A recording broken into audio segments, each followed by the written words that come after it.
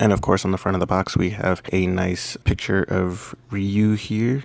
And on the side, we just got a couple of product shots of other figures in the lineup. Same thing for the back here. On the other side, of course, some more product shots of different figures in the lineup. On the bottom, not too much going on there. And on the top, we just have the Street Fighter logo. So let's go ahead and crack this thing open. Now, I was really excited to pick these figures up because I figured they were just, you know, these little stationary figures, sort of similar to what the, I believe it's Jada Metals. They're doing those die-cast figures. I figured it was something similar to that, but as I did a little more research into it turns out they're actually, you know, miniature posable figures, you know, with joints and moving parts and things like that. So when you open up the box, this is what you're gonna get. Now, I'm not too much of a big fan of these blind bag figures, but since it is Street Fighter, I went ahead and picked up 2 of these here just to kind of see what figures we would be getting and how what the quality would be of the product. So as you open the box, you get this little blind bag, shiny packaging. Not too much going on in the bag, just has the Street Fighter logo repeated throughout.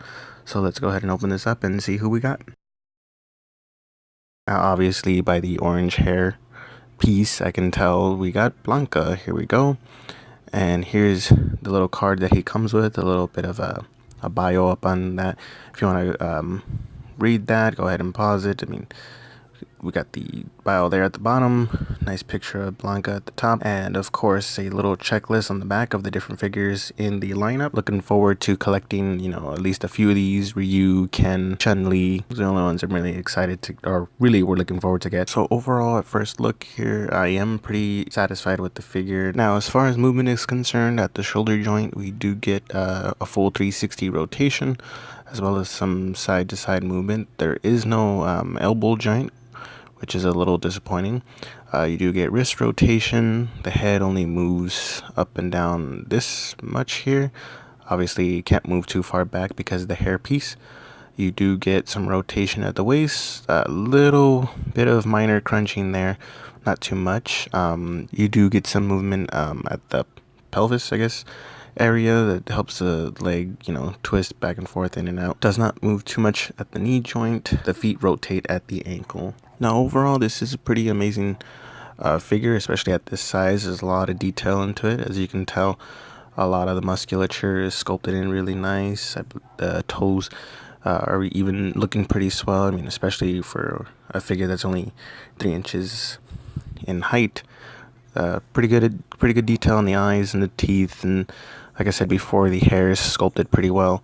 So overall, you know, pretty nice figure. Orange hair looks really nice shade of orange, not too bright, not too dark. Nice detail in the figure as well. Here's a look at the chain. Great paint detail in there. I like how all the little individual links are sculpted in. There is no movement, it is a static piece, but you know, can't complain too much about that.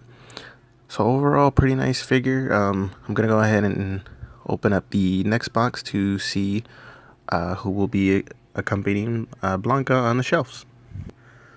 So here we go, here's the next box, and as you can tell, it's the same packaging all around. So let's just go ahead and crack this guy open. So of course, when you open up the box, you get this same reflective metallic looking packaging. And so on this one, I'm gonna go ahead and remove the card first. And of course, as you can tell, Vega was the next character we got. Not too much of a big fan of Vega, but there's his bio if you want to read it.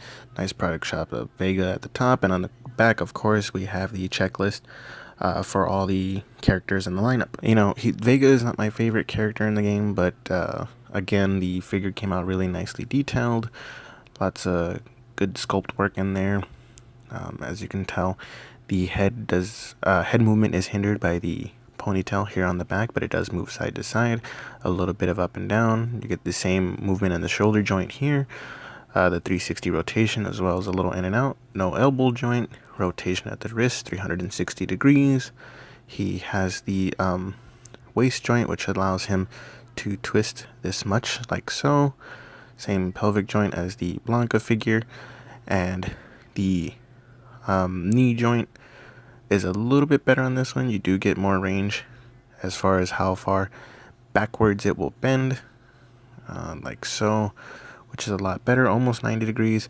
And of course, we do get the rotation at the ankle. So now taking a look at this figure, you can tell that the same amount of detail, work, and quality was put into this figure.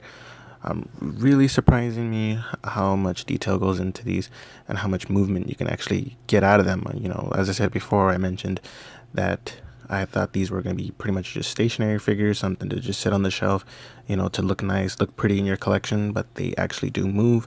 Get some nice posability with them. Obviously, with the Blanca figure, we didn't get as much, but with this Vega figure, there is a lot of movement, and overall does just look really nice. It's a great set. I will be happy to put these on my shelves, and we'll be looking forward to collecting the rest of the characters